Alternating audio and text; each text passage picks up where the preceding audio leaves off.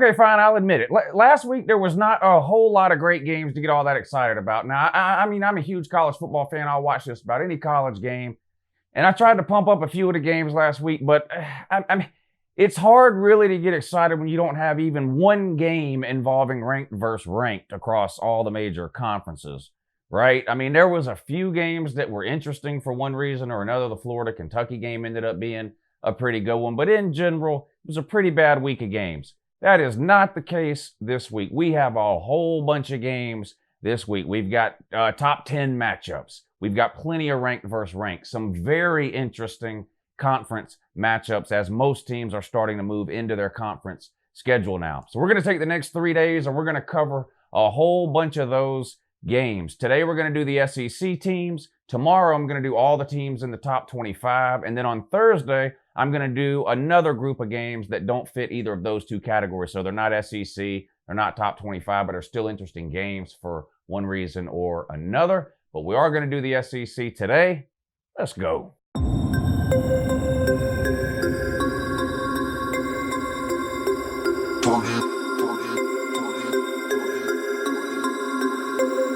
We about to turn it on.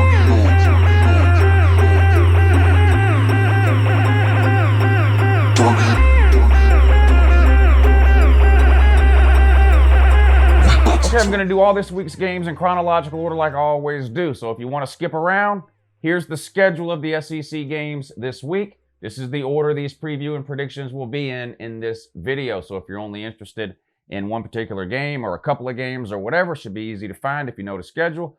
There it is. We're going to start with the early games at noon, work our way through the afternoon games, and finish up with the primetime games. I'm going to give you a preview of each game, and I'm going to give you a winner against the spread or the over-under, or both. As usual, all the numbers, odds, lines, point spreads, all that kind of thing that I use in today's video are going to come straight from betnow.eu. And they're accurate as of about 9 a.m.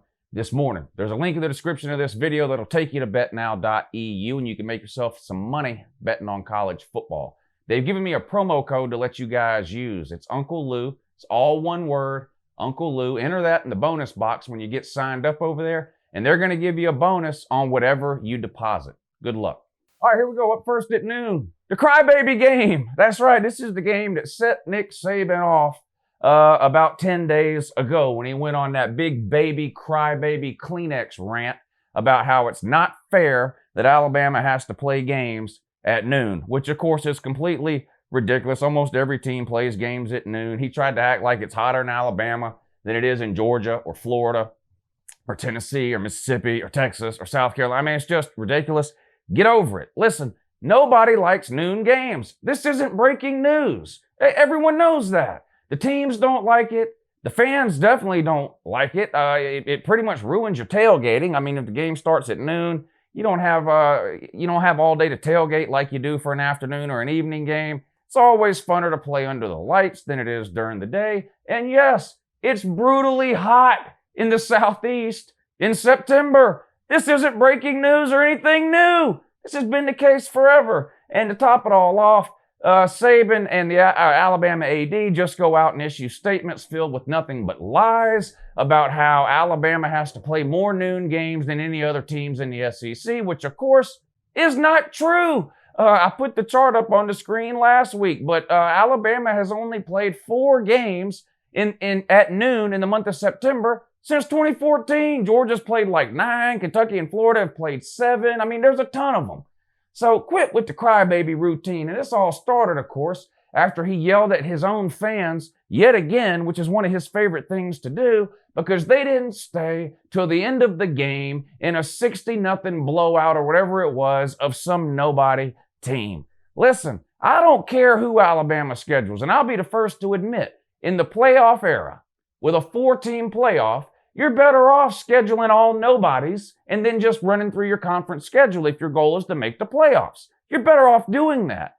But you have to accept the negatives that come with that. And that is when you're Alabama and you've won 5 national titles in the last 11 years or whatever it is, and you've ran through the SEC like it's not even there the majority of those years, your fans are not going to be all that interested in showing up at a game in Tuscaloosa at noon when it's 100 degrees to watch you beat the Helen Keller School of the Blind 65-0. They're just not going to be all interested in that. Just stop crying about it and accept it for what it is. You've got two choices, Gumps. You can either shut up, quit crying, and keep beating these nobodies in September 60-0, or schedule some real teams. And don't come at Nick Saban comes out and says, "Oh, we'll play anybody anywhere. We have a hard time getting people to play us." That's another just complete crock of crap. And again, I don't blame Alabama for these decisions, but these are decisions that Alabama is making. Central Florida would schedule Alabama right now. Troy would schedule Alabama right now. UAB would schedule Alabama right now. That's just 3 examples of teams that Alabama refuses to schedule, period. They're not going to schedule Central Florida because they're afraid they'll get beat. They're not going to schedule UAB because Bear Bryant Jr. is a giant 6-year-old who won't let a grudge go from 45 years ago that his daddy had with UAB. It's time Alabama got over themselves. Just play the games that are on your schedule and quit crying about fans, attendance, and noon games in the heat. Get over it. But back to the game, though. Alabama's a 39-point favorite. It comes on 12 o'clock on ESPN2. Southern Miss is not a good team. They're 2-1. They got blown out by Mississippi State, and they're giving up 30 points a game. Alabama will double that. I hate laying these big amounts of points, but there's a handful of teams that I'll do it with on occasion. Ohio State is one. Oklahoma is one. Bama is another. I'll take Bama here to crybabies, lay to 39, and have fun at your noon game. All right, up next at 12 o'clock on the SEC Network, number 4 LSU on the road at Vandy. LSU's a 23.5-point favorite in this one. Vandy has not gotten off to a good start. Of course, they're 0-2. They were off this past week. They lost to Georgia and lost to Purdue. They lost to Georgia at home, Purdue on the road in the first 2 weeks. Georgia beat them 30-6. That was without scoring a touchdown in the second half. Georgia did not score a single touchdown in that game in the second half, and they won by 24. LSU's favored by 23.5. That tells me just about all I need to know. Purdue blew them out. I'm going to take LSU here and lay those 23.5. I like what I've seen from LSU's offense. It used to be you would never take LSU in 24 because they were a sort of a run-the-ball team with a conservative, more of a pro-style type approach on offense. And, of course, that led to LSU having a certain ceiling. This year, they've really opened it up. Joe Burrows has played amazing. He's on some people's Heisman list. He's not on mine, but he's on some people's Heisman list. He has played great through the first few games of the season. I think the LSU passing game will get going early here. They'll finish it off on the ground in the second half. Give me the Tigers on the road. Lay those 23.5. All right, next up at noon over on ESPN. Oh, wait a minute. That can't be right. Is that right? Tennessee at Florida at noon? Man, what has happened to this game? Remember when this game used to matter? This used to be one of the biggest games of the year, not just in the SEC, but in all of college football. Man, now it's been relegated to the same status as Southern Miss and Bama. What a damn shame. Tennessee on the road at number 9, Florida. 2 irrelevant programs. Neither one of these teams has even won their conference in the last 11 years. In the case of Tennessee, you got to go back to last century to find a conference title. Florida finished 3rd in the East last year and lost to Kentucky, and they were happy as hell about it. That tells you how far Florida has fallen. But anyway, I digress, though. Florida's a 14-point home favorite in this one, hosting the Tennessee Vols. I went back and forth. Go Gators! Come on. Yeah, Lou, yeah. Go Gators. Yeah. Yeah. Go Gators. What's the score? Who's going to win? Give a score prediction. Oh, yeah. Gators by 91. Tennessee by 91. Okay. Yes, I'm sure. Yeah. Hey, Lou. What happened to General Retard? Yeah. He died, man. He's dead. Yeah, gone. That's terrible. One less mouth to feed, Lou. Speaking of mouths to feed, can I have $5? That's cold-blooded, man. And no, you can't have $5. I wouldn't give you a damn Oh, dime. later. Yeah, okay, yeah, we know. All right. Nighty back, Steve. Never made it as a wise man. I couldn't cut it as a poor man stealing. Tired of living like a blind man. I'm sick aside without a sense of feeling. And this is how you remind me. Anyway, where were we? Oh, yeah, Tennessee at number 9, Florida. Florida's a 14-point favorite, 12 o'clock, ESPN. I'm not going to lie, I went back and forth on which side to play at this 14. Obviously, I think Florida's going to win this game, but Tennessee has only beat Florida 4 times this century. Okay, they're 4-15 in the last, or Tennessee, I'm sorry, has only beaten Florida 4 times. They're 4-15 this century over the last 19 years. 4-15. Only 5 of Florida's 15 wins during that time period, though, have been by more than 14 points. So generally speaking, we get a pretty good game here. Now, I know, the first half of this century, Tennessee was much better, obviously, than they are now. So the first half of this 19 games or whatever, Tennessee was in better shape than they were now. But still, only 5 times has Florida beat them by more than 14 in the last 19 years, where they're 15-4. Listen to this. Tennessee is giving up 33 points, or scoring 33 points per game. Florida scoring 32 points per game. So pretty close offensively there. Now, obviously, Florida's schedule has been tougher than Tennessee's, right? Florida having played Miami and Kentucky and a nobody. Tennessee having played really 3 nobodies. But points per game about the same. But Tennessee's giving up 22 points per game, which isn't terrible, but Florida's only giving up 13 points per game. So from Florida, we're getting more of what we've seen really over the last 6, 7, 8 years, which is a really good defense that's able to keep them in a lot of games and an offense that scares literally nobody. They cannot run the ball at all, Florida I'm talking about. One of the worst running games in the SEC. Now, the strength of Tennessee's defense this year has been against the pass. So we'll see how this kind of shakes itself out in the game. But Tennessee's only given up 149 pass yards per game. Florida, we know, likes to pass the ball, and I think we're going to see even more of that this week with Kyle Trask. Franks can give you more with his legs, I think, than Trask can. Now, Trask did take off running a couple of times in that Kentucky game, but Felipe Franks, obviously, the more mobile threat of those 2 quarterbacks. But give Trask some credit. He came in off the bench last week with Florida trailing big to Kentucky in the second half, and he led them to a come-from-behind victory. So a pretty good story for Trask there. This guy's a graduate, okay? So he didn't have to stay at Florida. He could have transferred. He could have done what Kelly Bryant did at Clemson, right? Again, and there's nothing wrong with that either.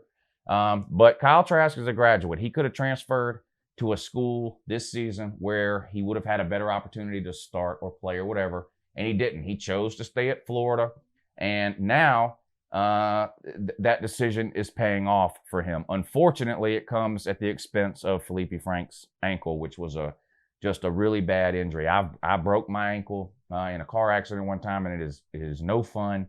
I feel really bad for anybody that gets injured, and that was a really bad looking injury.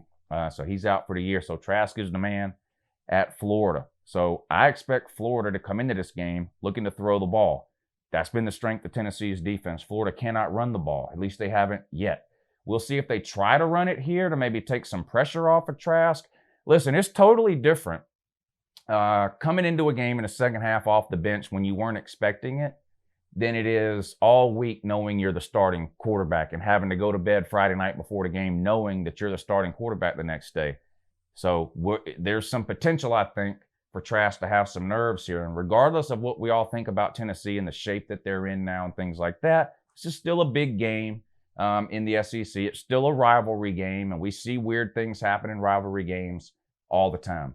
I do not expect Tennessee to win this game. It's no disrespect or hate to Tennessee. Listen, I don't think Florida is a top 10 team. That's why I haven't put them in my top 10 poll. They're definitely better than Tennessee. Again, that doesn't mean Tennessee can't win. Upsets happen all the time. Florida has not looked like a top 10 team. They're 3-0. Tennessee is 1-2. Florida could easily be 1-2. They tried to lose that Miami game. They tried every way imaginable to lose that Miami game, and Miami couldn't get out of their own way, and Florida escaped with a win. They were getting dominated for 2.5 quarters against Kentucky. They came back and won. Now, give Florida credit. Listen, at the end of the year, and you hear this all, at the end of the year when we're 12-0, all anybody will remember is that we win those games. That's true. Problem is, you're not going 12-0 because look what you did against Florida and Kentucky. Those aren't great teams, okay? No offense to Miami and Kentucky. Those are not great teams. And you drove the struggle bus to miracle victories over both of those. That's why I don't think you're a top 10 team. Top 15, top 20? Sure. Better than Tennessee? Yes.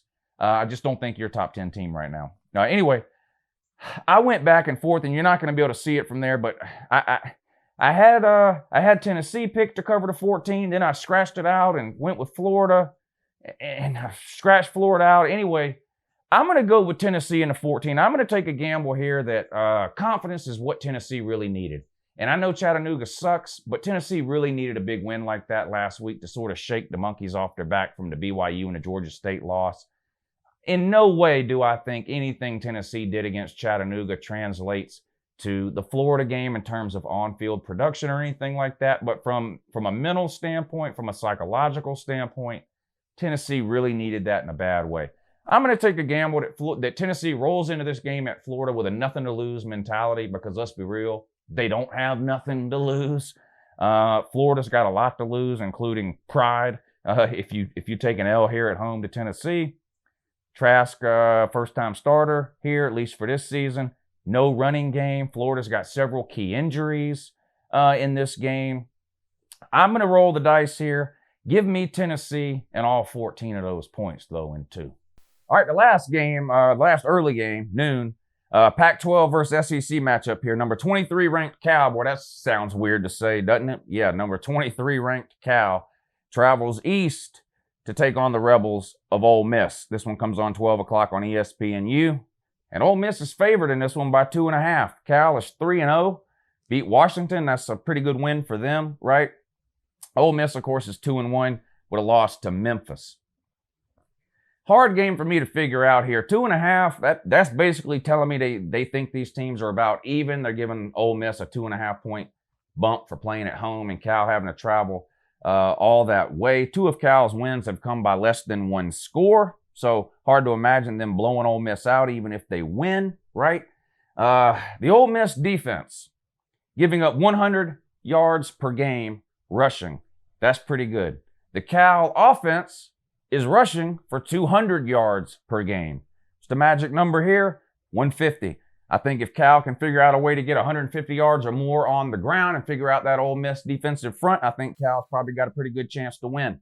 If for some reason they're not able to run the ball and this Ole Miss defense that's only giving up 100 yards per game on the ground can keep that Cal running game in check and force them to have to go to the throw more often, I think that gives Ole Miss the edge. What do I think's going to happen?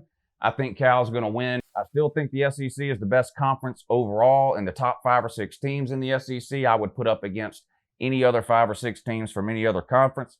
But the bottom half of the SEC has taken a few steps back this season. Ole Miss is one of the reasons why, catching that loss to Memphis week 1. I'm going to go with Cal here on the road to beat an SEC team. Now, the Pac-12 has struggled against SEC teams, but that's ranked SEC teams. I think it's been 11 years since the Pac-12 beat a ranked SEC team.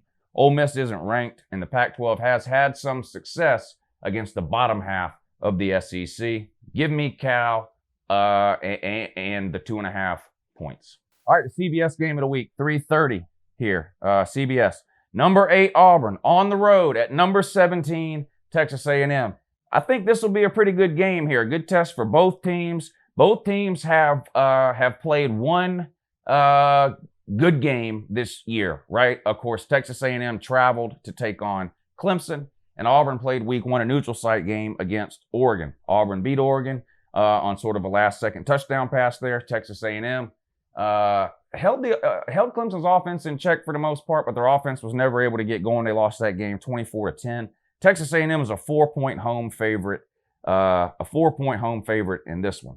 Auburn's offense has not been impressive to me, especially the first 2 weeks of the season. Now, last week, they put up a lot of yards. They finally got the ground game going, but it was against Kent State, and Kent State is really, really bad.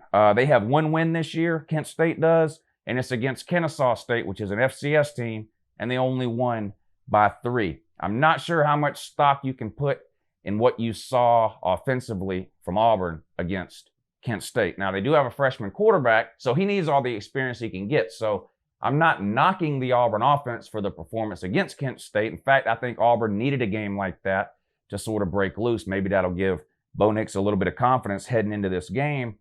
But Texas A&M is going to be definitely the best defense they've faced. I do think Oregon is a pretty good team, definitely top 15 or top 20. I don't think their defense is as good as Texas A&M's. Holding Clemson to 24 points is not an easy task to do. You can ask Alabama about it from last year. Look at how many points they've put up against the other teams they've played so far this year. They held Clemson to 121 yards rushing.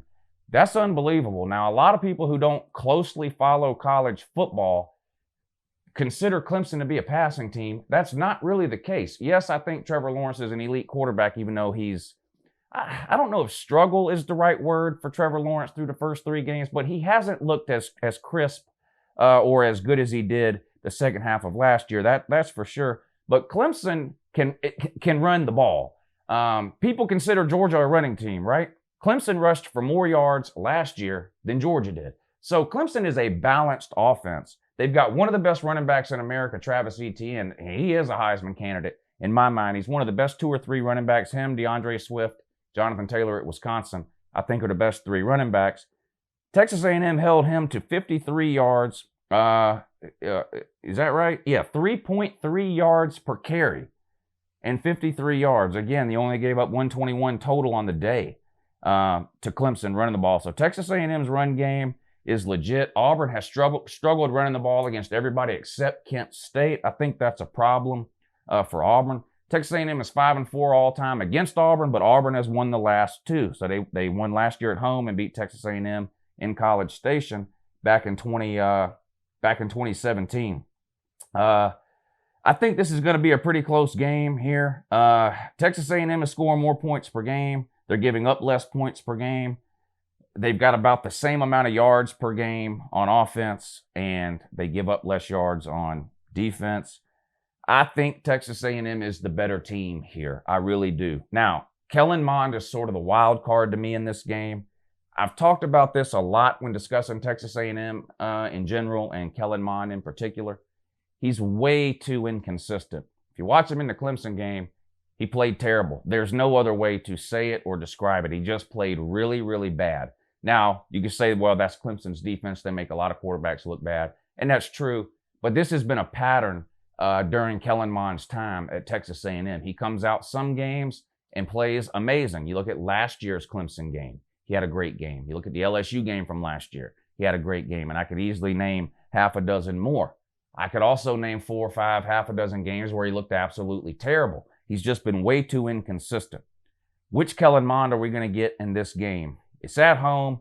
I think overall Texas A&M is the better team. For that reason, I'm going to take Texas A&M and lay the 4. And I went back and forth on this. You're not going to be able to see it, but I have it where I picked Auburn, or I picked Texas A&M, marked it out. Then I picked Auburn, marked it out, and went back to picking Texas A&M. This was a tough one for me. I could see either team winning by a field goal, really, but I just have a feeling with this one being at home for Texas A&M. I'm gambling on the fact that Kellen Mond is going to show up and act like he knows what he's doing this week. Give me the Aggies, lay the 4. Kentucky on the road at Mississippi State, 4 o'clock on the SEC Network. Kentucky coming off that heartbreaking loss to Florida where they just invented a new way to lose yet again to Florida. Kentucky has outplayed Florida about 4 out of the last 6 years and only actually won the game once. It's just becoming mind-boggling to watch these Kentucky-Florida games and watch Kentucky just completely fall apart in the fourth quarter against Florida. It's just been weird to watch. Mississippi State's a 7.5-point favorite here. They've got the best running back in the SEC, at least according to the numbers. He's leading the SEC in rushing, and he's 3rd in America. Now, that's rush yards. A lot of people don't like to look at that. They want to look at yards per carry because take DeAndre Swift, for example. He hasn't played in the second half of a game really all year. Only 5-6 carries in the games he's getting, but he's averaging 9, 10, 11 yards per carry. I think most people would agree that DeAndre Swift is a better running back than Kylan Hill, but Kylan Hill's got the numbers right now, and Kylan Hill is still a really, really good running back. Definitely better than anybody Florida have. Florida can't run the ball to save their life. We saw that again last week. Mississippi State can run the ball, so Kentucky's going to have to figure a way to slow that down. Their quarterback has also played well, this Tommy Stevens guy. My main thought process here is I just don't see how Kentucky gets over that loss to Florida in 1 week, especially when they have to go on the road and play a pretty good Mississippi State team. Mississippi State, of course, is coming off a loss too from last week to Kansas State. So one of these two teams is going to have to rebound. I like the home team here. Give me Mississippi State, latest 7.5. South Carolina at Mizzou. This one ought to be pretty interesting too. 4 o'clock on the SEC network. South Carolina, of course, sort of got beat up last week by Alabama. Mizzou, what a weird team to figure out Mizzou is, right? And it's funny that it's worked out this way because all during the offseason, I kind of said that about Missouri. I was like, man, it's a hard team sort of to peg for this year because, you know, we saw what they did last year, but then Drew Lock's gone. But then they bring in Kelly Bryant. But he's not really a prototypical pocket passer, which is what Missouri has had and had with Drew Lock. He's sort of a run-around guy. So you kind of wondered, like, okay, is Missouri going to sort of change their offense to suit Kelly Bryant, or is Kelly Bryant going to look to become more of a pocket passer? And some of those questions, I think, surfaced in week 1 when Missouri took an unexplainable loss to Wyoming. And, you know, you had people scratching their head. I mean, there was a lot of people that had Missouri starting 6-0, 7-0. If you looked at their schedule, they didn't have really what most people would consider to be a difficult game until week 7 or 8. So you come out and you lose to Wyoming, then you go out the following 2 weeks and absolutely blow people out, and the offense looks amazing. I might go to my grave not knowing what happened in that Wyoming game, but Missouri's a 9.5-point favorite here. South Carolina, like I mentioned, played Bama last week, took a pretty tough loss. Quarterback, I thought, played okay, especially considering he was going up against Bama, who has one of the better defenses in the SEC. I don't think it's I don't think it's anywhere near the top of what we've seen over the last 10 years in terms of Bama defenses, but it's still a really, really good Bama defense. I thought he played okay there in just his second start, right? Ryan Helinski coming in to take over for an injured Jake Bentley. But the point remains, it's rough on you to have to play Alabama. They're a tough physical team. That takes its toll. We see that a lot of times when a team plays Alabama, they struggle the following week. I think that's going to happen here. I think Missouri is going to get the win here at home. I don't think it's going to be by 9.5 points, though. I think this could be a close game, especially if Helinski has another good game against a defense in Mizzou that's nowhere near the level of an Alabama.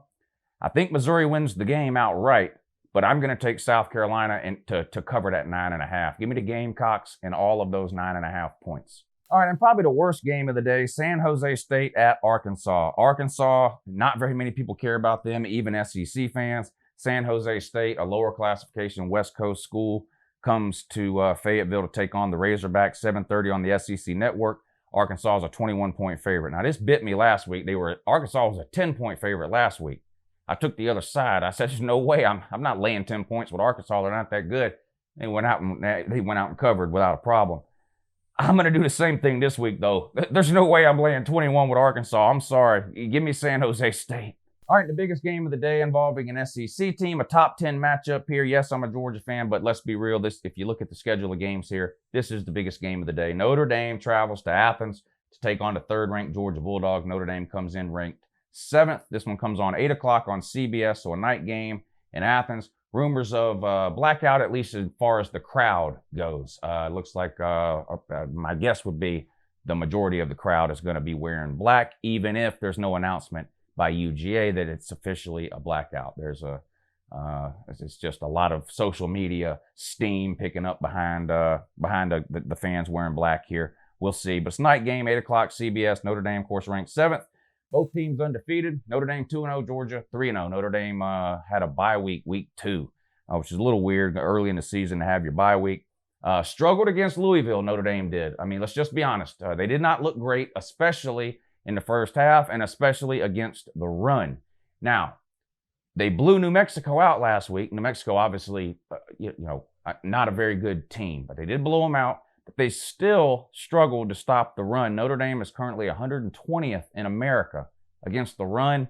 That is not good when you're going up against the Georgia Bulldogs, especially with them being at home. They haven't lost a game at home since 2016. Notre Dame has lost 10 games in a row to top 10 teams. Make it 11. They're not beating UGA here. I do respect Notre Dame's offense. I do expect Notre Dame to put some points on the board. Somewhere in the 17 to 24 point range would be my guess in terms of what Notre Dame scores. I think Notre Dame will have about as much success offensively this year against UGA as they did in 2017. I think the difference is going to be the Georgia offense and the success that they're able to have against Notre Dame this year versus 2017. Of course, we won that game by 1 point on the road in South Bend. Seems like forever ago. That was Jake Fromm's first ever start. Jacob Eason got hurt the week before, which is opening day. Very next week, travel to South Bend. Jake Fromm gets his first start. He played terrible. Probably Jake Fromm's worst game. Again, Georgia won. It was his first game. He was a true freshman. It was on the road. That's not a knock Jake Fromm thing. That's to say, the Jake Fromm that Notre Dame will see this Saturday is not the Jake Fromm that Notre Dame saw in 2017. Not just because it was 2 seasons ago. That was Jake Fromm's first ever start, okay? And I will be the first to admit he did not play well in that game. It's probably his worst game. I think he had a QBR of about 17, completed less than 50% of his passes, threw an interception, I think. Anyway, he'll play much better here at home. His third year now as the starter. I just think Notre Dame is outmatched in this game in several key areas. I mentioned run defense. Georgia's got one of, if not the best offensive lines in America, period. Notre Dame, I think, has a pretty good defensive line, but they've struggled getting off the ball this year. 120th against the run. And you say, well, they've only played 2 games. Of course, they've given up. This is on a per game average here, okay? Per game, Notre Dame is 120th against the run. That's just not good against a team like Georgia, who, of course, has DeAndre Swift, but it doesn't stop there. Brian Herrien, Zamir Zeus White, James Cook, who can play in the backfield or in the slot, the jet sweeps and the things like that. Kenny McIntosh, we saw last week with like a 50-yard touchdown run. Georgia's just, they're just absolutely loaded. We've got NFL running backs we can pull out of the bleachers in the fourth quarter to finish games off. Plus, Jake Fromm, not the same quarterback like I mentioned Notre Dame saw in 2017. I do not think Notre Dame's defense is going to be able to stop Georgia offensively very often. I just honestly don't. I already told you I think Notre Dame's going to score around the same amount that they scored in 2017. I think Georgia comes close to doubling that up. So I could see Georgia winning this game somewhere in the 34-17, 37-20, 41-20, somewhere in that range there. It's not even necessarily that I think Georgia is that much better overall than Notre Dame. This is purely a matchup issue for me in this game. I just don't think Notre Dame matches up. Georgia's strengths are going to be going against Notre Dame's weaknesses, and I just think that's a recipe for disaster for Notre Dame. Again, I'm not trash talking here. I did that yesterday. This is just my honest to God, unbiased opinion. Georgia's a 14-point favorite in this game for a reason. So if I think Georgia's going to win by 14 to 17 points or whatever, that doesn't make me a blind homer because the majority of people agree. Okay, that's just what it is. Now, does that mean Notre Dame can't win? No, of course it doesn't mean that. We see bigger upsets than this all the time. Let's be real. Notre Dame is ranked in the top 10 for a reason. Okay, they're a pretty good team. Like I said, I just think matchup-wise, there's too many advantages to Georgia in this game for Notre Dame to overcome. Give me the Dogs, lay to 14.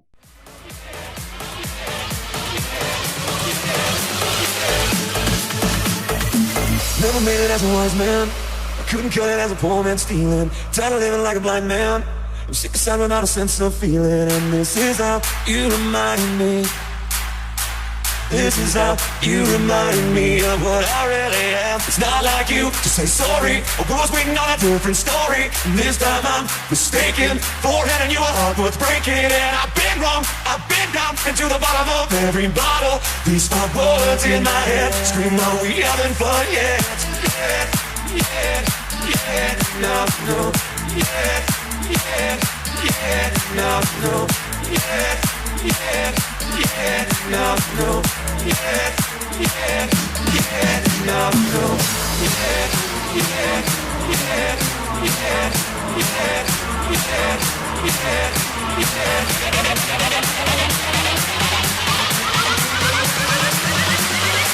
scream, we haven't fun yet.